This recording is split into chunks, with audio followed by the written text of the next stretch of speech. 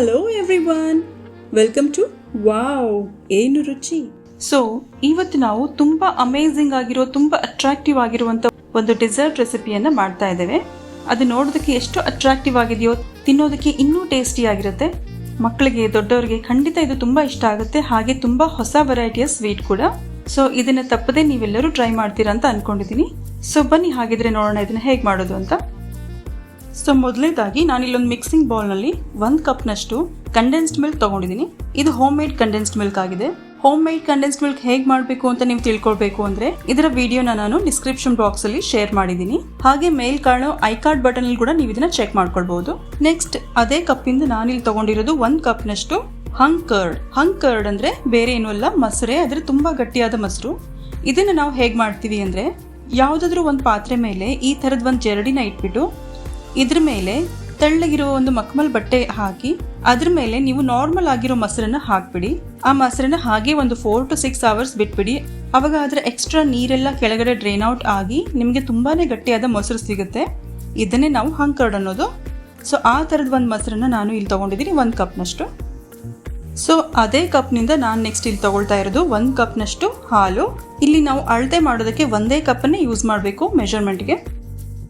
So next ಏನು ಮಾಡಬೇಕು ಅಂದರೆ ನಾನಿಲ್ಲಿ ಒಂದು ವಿಸ್ಕ್ ತೊಗೊಂಡಿದ್ದೀನಿ. ಈ ವಿಸ್ಕರಿಂದ ಇದನ್ನ ಚೆನ್ನಾಗಿ ವಿಸ್ಕ್ ಮಾಡಿ 1-2 ನಿಮಿಷ ಚೆನ್ನಾಗಿ ಇದನ್ನ ವಿಸ್ಕ್ ಮಾಡಿದ್ಮೇಲೆ ಇದರಲ್ಲಿರೋ ಲಂಪ್ಸ್ ಎಲ್ಲ ಹೊರಟೋಗಿ ಇದು ತುಂಬಾ ಸಾಫ್ಟ್ ಆಗಿ ಕ್ರೀಮಿಯಾಗಿ ರೆಡಿ ಆಗುತ್ತೆ. ಮತ್ತೆ ನಾನು ಇದರಲ್ಲಿ ಹೆಚ್ಚಿನ ಸಕ್ಕರೆ ಆಗಲಿ ಮತ್ತಿನ್ನೇನು ಸ್ವೀಟ್ ಆಗಲಿ ಆ್ಯಡ್ ಮಾಡ್ತಾ ಇಲ್ಲ. ಯಾಕಂದ್ರೆ ಕಂಡೆನ್ಸ್ಡ್ ಮಿಲ್ಕ್ ಅಲ್ಲಿರೋ ಸ್ವೀಟ್ನೆಸ್ ಇದಕ್ಕೆ ಸಾಕಾಗ್ಬಿಡುತ್ತೆ, ಅದು ಬ್ಯಾಲೆನ್ಸ್ಡ್ ಆಗಿರುತ್ತೆ. ಅದಕ್ಕೆ ನಾನು ಹೆಚ್ಚಿನ ಸಕ್ಕರೆನ ಹಾಕೊಳ್ತಾ ಇಲ್ಲ. ನೀವು ಒಂದ್ಸಾರಿ ಇದನ್ನ ಟೇಸ್ಟ್ ನೋಡಿ ನಿಮಗೆ ಇನ್ನು ಸ್ವಲ್ಪ ಸ್ವೀಟ್ ಬೇಕು ಅನ್ಸಿದ್ರೆ ಸ್ವಲ್ಪ ಶುಗರ್ ಆ್ಯಡ್ ಮಾಡಿ, ಬೇಡ ಅಂದ್ರೆ ಹಾಗೆ ಬಿಡ್ಬೋದು. ಸೊ ಇದನ್ನ ನೀಟಾಗಿ ವಿಸ್ಕ್ ಮಾಡಿದ್ಮೇಲೆ ಈ ತರ ಇದು ತುಂಬಾ ಕ್ರೀಮಿಯಾಗಿ ರೆಡಿ ಆಗುತ್ತೆ. ಒಂದು ಕೂಡ ಗಂಟೆ ಇದರಲ್ಲಿ ಉಳಿದಿರಲ್ಲ. ಸೊ ನಾನಿಲ್ಲಿ ಈ ತರದ ಒಂದು ಕೇಕ್ ಮೋಲ್ಡ್ ನ ತಗೊಂಡಿದ್ದೀನಿ. ನೀವು ಬೇಕಂದ್ರೆ ನಿಮ್ಗೆ ಇಷ್ಟ ಆಗಿರುವಂತ ಪಾತ್ರೆ ಅಥವಾ ಕೇಕ್ ಮೋಲ್ಡ್ ಅನ್ನು ಕೂಡ ನೀವು ಬಳಸಬಹುದು. ಸೊ ಈ ಮೋಲ್ಡ್ ಅಲ್ಲಿ ಇವಾಗ ನಾವು ರೆಡಿ ಮಾಡಿದ ಮಿಕ್ಸ್ಚರ್ ಅನ್ನ ಕಂಪ್ಲೀಟ್ ಆಗಿ ಪೋರ್ ಮಾಡ್ತಾ ಇದ್ದೀನಿ. ಸೊ ನೆಕ್ಸ್ಟ್ ನಾವು ಇದನ್ನ ಸ್ಟೀಮ್ ಮಾಡಬೇಕು. ಸೊ ಸ್ಟೀಮ್ ಮಾಡೋದಕ್ಕೋಸ್ಕರ ನಾನಿಲ್ಲಿ ಒಂದು ಕಡಾಯಿ ಒಳಗೆ ಸ್ವಲ್ಪ ನೀರು ಹಾಕೊಂಡಿದ್ದೀನಿ. ಆಲ್ರೆಡಿ ಇದರಲ್ಲಿ ನೀರು ಬರೋದಕ್ಕೆ ಸ್ಟಾರ್ಟ್ ಆಗಿದೆ. ಹಾಗೆ ನಾನು ಕೆಳಗಡೆ ಒಂದು ಪ್ಲೇಟ್ ಇಟ್ಟಿದ್ದೀನಿ. ಸೊ ಈ ಪ್ಲೇಟ್ ಮೇಲೆ ನಾನು ನಿಧಾನವಾಗಿ ಈ ಮೋಲ್ಡ್ ಅನ್ನ ಪ್ಲೇಸ್ ಮಾಡಿ ಈ ತರ ಇದನ್ನ ಲಿಡ್ ಕ್ಲೋಸ್ ಮಾಡ್ತಾ ಇದ್ದೀನಿ ಇವಾಗ.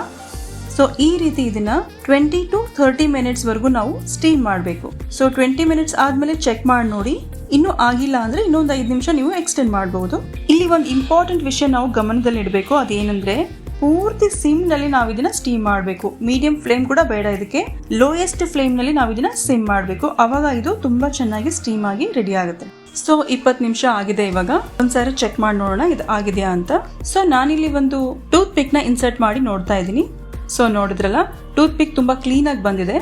ಇದರ ಅರ್ಥ ಇದು ಚೆನ್ನಾಗಿ ಸ್ಟೀಮ್ ಆಗಿದೆ ಅಂತ. ಸೊ ಇಲ್ಲಿ ಸೆಂಟರ್ ಅಲ್ಲಿ ನಿಮಗೆ ನೋಡ್ತಾ ಇದ್ರೆ ಇದ್ರೊಂದು ಗ್ಯಾಪ್ ಇದೇನೋ ಅಂತ ಅನಿಸ್ತಾ ಇದೆಯಲ್ಲ, ಬಟ್ ಹಾಗಲ್ಲ, ಇದು ಗ್ಯಾಪ್ ಅಲ್ಲ. ಇದು ಸ್ಟೀಮ್ ಆಗಿ ನೀರು ಸ್ವಲ್ಪ ಸೆಂಟರ್ ಅಲ್ಲಿ ಸ್ಟೋರ್ ಆಗಿದೆ ಅಷ್ಟೇ, ಬಿಟ್ರೆ ಮಧ್ಯೆ ಗ್ಯಾಪ್ ಏನೂ ಇಲ್ಲ. ಇದು ಲೆವೆಲ್ ಆಗೇ ಇದೆ. ತಣ್ಣಗಾದ್ಮೇಲೆ ಇದು ತಾನಾಗೆ ಸರಿ ಹೋಗುತ್ತೆ. ಸೊ ಕೇರ್ಫುಲ್ ಆಗಿ ಇದನ್ನ ನಾನು ಹೊರಗಡೆ ಇಡ್ತಾ ಇದ್ದೀನಿ. ಸೊ ರೂಮ್ ಟೆಂಪರೇಚರ್ಗೆ ಇದು ಬರೋವರೆಗೂ ಸ್ವಲ್ಪ ಹೊತ್ತು ಇದನ್ನ ಹೊರಗಡೆ ಇಡ್ತಾ ಇದ್ದೀನಿ. ಸೊ ನೆಕ್ಸ್ಟ್ ಸ್ಟೆಪ್ ಅಲ್ಲಿ ನಾನೊಂದು ಕಿವಿ ಹಣ್ಣನ್ನ ತಗೊಂಡಿದ್ದೀನಿ. ಸೊ ಈ ಹಣ್ಣಿನ 2 ಸ್ಟೆಮ್ ಪಾರ್ಟ್ ಅನ್ನ ನಾನು ಮೊದಲು ಕಟ್ ಮಾಡ್ಕೊಳ್ತಾ ಇದ್ದೀನಿ. ಸೊ ನಂತರ ಅದೇ ನೈಫ್ ಅನ್ನ ಯೂಸ್ ಮಾಡಿ ನಿಧಾನಕ್ಕೆ ಈ ತರ ಇದನ್ನ ಸ್ಕ್ರೇಪ್ ಮಾಡಿ ಸಿಪ್ಪೆ ತಗೊಳ್ತಾ ಇದ್ದೀನಿ. ಸೊ ಈ ರೀತಿ ನೀಟಾಗಿ ಸಿಪ್ಪೆ ತೆಗೆದಾದ್ಮೇಲೆ ಇದನ್ನ ಸ್ಲೈಸಸ್ ಅಲ್ಲಿ ಈ ತರ ಕಟ್ ಮಾಡಿ ಇಟ್ಕೊಳ್ಳಿ. ಸೊ ನೆಕ್ಸ್ಟ್ ನಾನು ಇನ್ನೊಂದು ಪ್ಯಾನ್ ತಗೊಂಡು ಅದರಲ್ಲಿ ಒಂದು 300 ml ನಷ್ಟು ನೀರು ಹಾಕೊಂಡಿದ್ದೀನಿ. ಸೊ ಈ ನೀರಿನಲ್ಲಿ ನಾನು ಒಂದು 5 ರಿಂದ 6 ಟೇಬಲ್ ಸ್ಪೂನ್ ನಷ್ಟು ಸಕ್ಕರೆ ಹಾಕೊಳ್ತಾ ಇದ್ದೀನಿ. ಸಕ್ಕರೆ ನಿಮ್ಮ ರುಚಿಗನುಸಾರವಾಗಿ ನೀವು ಹೆಚ್ಚು ಕಡಿಮೆ ಕೂಡ ಮಾಡ್ಕೊಳ್ಬಹುದು. ಇವಾಗ ಸಕ್ಕರೆ ಡಿಸಾಲ್ವ್ ಆಗೋವರೆಗೂ 1-2 ನಿಮಿಷ ಇದನ್ನ ಹಾಗೆ ಕೈ ಆಡ್ತಾ ವೇಟ್ ಮಾಡೋಣ. ಸೊ ಇದು ಚೆನ್ನಾಗಿ ಬಾಯ್ಲ್ ಆಗ್ತಾ ಇದೆ, ಮತ್ತೆ ಸಕ್ಕರೆ ಕೂಡ ಕರಗ್ಬಿಟ್ಟಿದೆ. ಇವಾಗ ನಾನು ಇದಕ್ಕೆ ಸ್ವಲ್ಪ ಗ್ರೀನ್ ಫುಡ್ ಕಲರ್ ಹಾಕೊಳ್ತಾ ಇದ್ದೀನಿ. ಇದನ್ನ ಚೆನ್ನಾಗಿ ಮಿಕ್ಸ್ ಮಾಡಿಬಿಡಿ. ಸೊ ನೆಕ್ಸ್ಟ್ ನಾನು ಇದಕ್ಕೆ ಹಾಕ್ತಾ ಇರೋದು ಅಗರ್ ಅಗರ್ ಪೌಡರ್ ಅಂತ, ಅಥವಾ ಇದಕ್ಕೆ ಚೈನಾ ಗ್ರಾಸ್ ಪೌಡರ್ ಅಂತಲೂ ಹೇಳ್ಬೋದು. ಈ ಥರದ ಪೌಡರ್ ಮಾರ್ಕೆಟಲ್ಲಿ ಸಿಗುತ್ತೆ. ಸೊ ಈ ಪೌಡರ್ನ ನಾನಿಲ್ಲಿ ಹಾಕೊಳ್ತಾ ಇರೋದು 3/4 ಟೀ ಸ್ಪೂನ್ನಷ್ಟು, ಅರ್ಧ ಮತ್ತೆ 1/4 ಚಮಚದಷ್ಟು. ಸೊ ಈ 3/4 ಟೀ ಸ್ಪೂನ್ನಷ್ಟು ಪೌಡರನ್ನು ಈ ಟೀ ಸ್ಪೂನಿಗೆ ಹಾಕಿದರೆ ಇದು ಇಷ್ಟು ಕಾಣಿಸುತ್ತೆ ಅಳತೆಯಲ್ಲಿ. ಸೊ ಈ ರೀತಿ ಕೂಡ ನೀವು ಕಣ್ಣಂದಾಜಿನ ಮೇಲೆ ಹಾಕೊಳ್ಬಹುದು. ಇದು ಪೌಡರ್ ಫಾರ್ಮಲ್ಲಿ ಇರೋದ್ರಿಂದ ತುಂಬ ಈಸಿಯಾಗಿ ತುಂಬ ಬೇಗ ಕರಗಿಬಿಡುತ್ತೆ. 1-2 ನಿಮಿಷದಲ್ಲೇ ಇದು ಎಲ್ಲ ನೀಟಾಗಿ ಕರಗಿ ನಮ್ಮ ಚೈನಾ ಗ್ರಾಸ್ ಪುಡ್ಡಿಂಗ್ ಏನಿದೆ ರೆಡಿ ಆಗಿಬಿಡುತ್ತೆ. ಸೊ ನಿಮಗೆ ಈ ಥರದ ಪೌಡರ್ ಸಿಗದೆ ಇದ್ರೆ ಯೂಶುವಲ್ ಆಗಿ ಸಿಗುವಂಥ ಚೈನಾ ಗ್ರಾಸ್ ಏನಿದೆ ಅದನ್ನೇ ನೀವು ತಗೊಂಡು ಅಳತೆ ಪ್ರಕಾರ ಈ ಥರ ಚೈನಾ ಗ್ರಾಸ್ ಪುಡ್ಡಿಂಗ್ನ ರೆಡಿ ಮಾಡ್ಕೊಳ್ಬೋದು. ಸೊ ನೋಡ್ತಾ ಇದ್ದೀರಲ್ಲ, ಇದು ಚೆನ್ನಾಗಿ ಬಾಯ್ಲ್ ಆಗ್ತಾ ಇದೆ ಮತ್ತು ಅಗರ್ ಅಗರ್ ಪೌಡರ್ ಕೂಡ ತುಂಬ ಚೆನ್ನಾಗಿ ಡಿಸಾಲ್ವ್ ಆಗಿದೆ. ಸೊ ಇವಾಗ ನಾನು ಸ್ವಿಚ್ ಆಫ್ ಮಾಡ್ತಾ ಇದ್ದೀನಿ.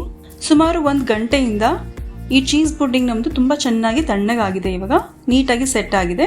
ಸೊ ಇವಾಗ ನಾನು ಏನು ಮಾಡ್ತೀನಿ ಅಂದರೆ, ನಾವು ಅವಾಗಲೇ ಹೆಚ್ಚಿಟ್ಕೊಂಡ್ವಲ್ಲ ಕಿವಿ ಹಣ್ಣು, ಅದನ್ನು ಪುಡ್ಡಿಂಗ್ ಮೇಲೆ ಹಣ್ಣು ಪೂರ್ತಿಯಾಗಿ ಕವರ್ ಆಗೋ ಥರ ಇದನ್ನು ಈ ರೀತಿ ಟಾಪಿಂಗ್ ಮಾಡ್ಕೊಳ್ತಾ ಇದ್ದೀನಿ. ಕಿವಿ ಹಣ್ಣನ್ನು ಈ ರೀತಿ ನೀಟಾಗಿ ಅರೇಂಜ್ ಮಾಡಿದ್ಮೇಲೆ ನಾವು ಈಗ ತಾನೇ ಮಾಡ್ಕೊಂಡ್ವಲ್ಲ ಜೆಲಿ, ಅದನ್ನು ನಿಧಾನಕ್ಕೆ ಇದ್ರ ಮೇಲೆ ಪೋರ್ ಮಾಡ್ತಾ ಇದ್ದೀನಿ. ಅಷ್ಟು ಜೆಲಿ ಮಿಕ್ಸ್ಚರ್ನ ಇದ್ರ ಮೇಲೆ ಹಾಕ್ಬಿಡಿ. ನಂತರ ಈ ಪುಡ್ಡಿಂಗನ್ನು ನಾವು ಫ್ರಿಜ್ಜಲ್ಲಿ ಇಡಬೇಕಾಗಿಲ್ಲ, ಹೊರಗಡೆನೆ ಜೆಲಿ ನೀಟಾಗಿ ಸೆಟ್ ಆಗೋವರೆಗೂ ಇದನ್ನು ಹಾಗೆ ಬಿಟ್ಬಿಡಿ. ಇದಕ್ಕೆ ತಗೊಳ್ಳೋ ಟೈಮು 1/2 hour to 40 minutes ಅಷ್ಟೇ.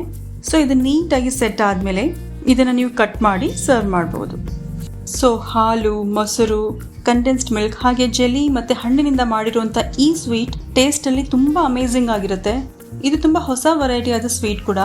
ಇದನ್ನು ನೀವು ತಪ್ಪದೇ ಟ್ರೈ ಮಾಡಿ. ಬರ್ಡೇಸ್ಗಳಲ್ಲಿ ಅಥವಾ ಯಾವುದೇ ಪಾರ್ಟೀಸ್ಗಳಲ್ಲಿ ನೀವು ಇದನ್ನು ಟ್ರೈ ಮಾಡ್ಬೋದು. ಖಂಡಿತ ಇದರ ಟೇಸ್ಟ್ ಎಲ್ಲರಿಗೂ ಇಷ್ಟ ಆಗುತ್ತೆ. ಇದು ಅಷ್ಟು ಅಮೇಝಿಂಗ್ ಆಗಿರುತ್ತೆ, ಹಾಗೆ ಮಾಡೋದು ಕೂಡ ತುಂಬ ಸುಲಭ. ಸೊ ಇವತ್ತಿನ ಈ ವಿಡಿಯೋ ನಿಮಗೆ ತುಂಬ ಇಷ್ಟ ಆಗಿದೆ ಅಂದ್ಕೊಂಡಿದ್ದೀನಿ. ಹಾಗಿದ್ರೆ ನಿಮ್ಮ ಫ್ರೆಂಡ್ಸ್ಗೆ ಹಾಗೆ ರಿಲೇಟಿವ್ಸ್ಗೆ ನಮ್ಮ ಈ ವಿಡಿಯೋನ ಶೇರ್ ಮಾಡಿ, ಹಾಗೆ ನಮ್ಮ ವಿಡಿಯೋನ ಲೈಕ್ ಮಾಡಿ, ಮತ್ತು ನಮ್ಮ ಚಾನೆಲ್ನ ಸಬ್ಸ್ಕ್ರೈಬ್ ಮಾಡ್ಕೊಳ್ಳಿ ಇನ್ನೂ ಮಾಡದೇ ಇದ್ದರೆ. Thank you.